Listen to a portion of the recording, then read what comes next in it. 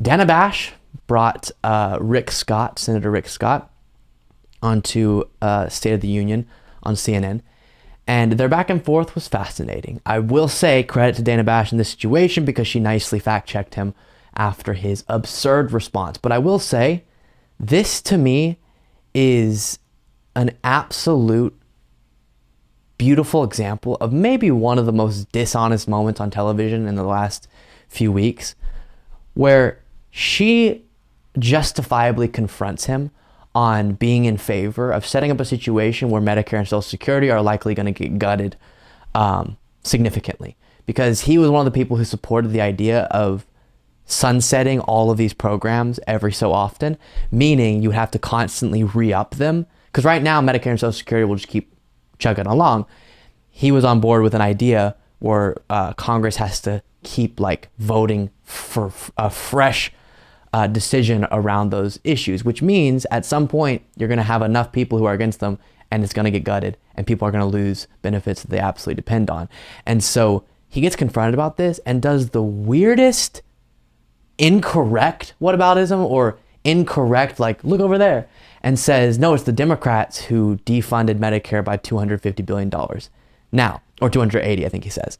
To be clear, and then we'll watch this clip, what he's talking about is the fact that Democrats allowed Medicare to negotiate drug prices. Meaning, before, this is nuts, Medicare would just have to pay the drug prices that were, offered to them. Now they can say, no, we're a huge buyer because we, are pretty much the insurance company for all of these millions of people 65 and up. So we have leverage and we can say, you need to drop your prices, which saves the average taxpayer significant amount of money. So I guess the figure that he's citing is to say that Medicare won't have to spend $280 billion because we'll have lower drug costs, because we're negotiating to get them lower. And he's trying to say that's them defunding it by $280 billion. Wow. That is almost impressive levels of dishonesty. I'd say that one of your proposals, which would sunset all federal legislation after 5 years, jeopardizes Medicare and Social Security. You've previously said that those programs need to be preserved, reformed, and protected. So just a simple yes or no. Do Republicans want to cut Medicare and or Social Security?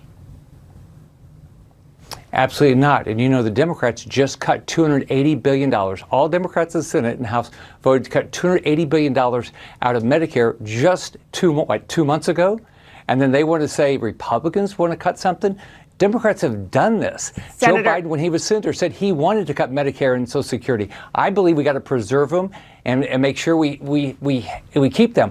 What I want to do is make sure we live within our means and make sure we preserve those programs. People have paid into them. They believe in them. I believe in them. I'm going to fight like hell to make sure we preserve Medicare and Social Security. Just want to correct the record.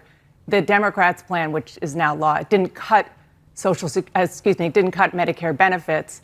It allowed for negotiation for prescription drug prices, which would ultimately bring down the price and the cost for Medicare. I love that. She just I would have such a hard time if I was on TV not going, what are you talking about, you moron? So I love how she's very calmly, no, actually, you are actually completely wrong and a horribly dishonest liar, but by just stating the facts. Very good. Medicare consumers. But I want to ask the next question, which is about raising the eligibility. Can we just finish that, though? Sure. It cut $280 billion out of Medicare. That means It cut it? Oh my gosh. It cut it by saving us money. It cut it by us not having to pay as much for drug costs because we're negotiating the cost down. That's what he means by it cut it. Like, we don't have to spend as much money, not because we're bringing down the benefits people get, but because we're bringing down the costs having to be paid and just saving the taxpayer money. What are you talking about? We're going to have fewer life-saving drugs. It cut $280 billion out of Medicare. They can say they did all that. They cut $280 billion out of Medicare. It did not cut benefits. It will reduce life-saving drugs. It's almost like he knows how dishonest he's being. He's smiling at the camera like a sociopath. Smile. Yeah. No, it's okay. I can't do it. You cut $280 billion out of Medicare. Something's going to happen. Okay. All right. But come on. All right. I want to. We can debate that and for a long time, but I want to focus on you and the Republicans and what you want to do right now. Do you support raising the eligibility age for Medicare and Social Security? No. Okay. Do you support cutting Right. back on Medicare benefits or reducing Social Security payments in order to keep the program solvent? No, and I don't know one Republican that does. Ooh. Well, then you don't know any Republicans. So there's been significant reporting recently about how there's a plan being discussed behind the scenes from Republicans about if they get in the majority in the House, the debt ceiling negotiation is coming up, and they will use that, which that is significant leverage, because if we don't raise the debt ceiling, we would default on our debts, and that would be horrible for the economy. We've never defaulted in the entire history of the United States, so that would be devastating. All it means is we are just paying what we've already committed to paying. So if you don't want to spend as much money, you don't want to get into as much debt, you don't want to have to raise the debt ceiling, you got to make that decision earlier. By the time you have already committed to spending it, this is my money, you got to fulfill it. The analogy I heard someone use recently was, it's like we spent money on our credit card and then are paying off our credit card bill.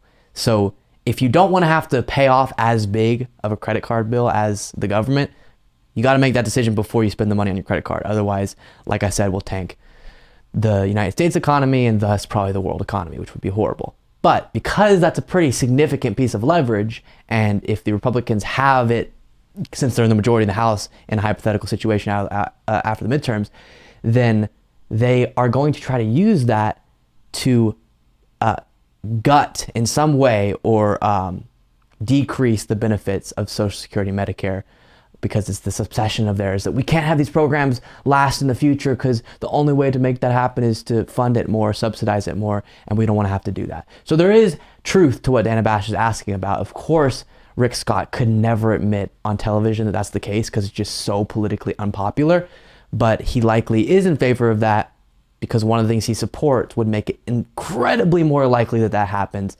sunsetting the program every 5 years. Bad idea.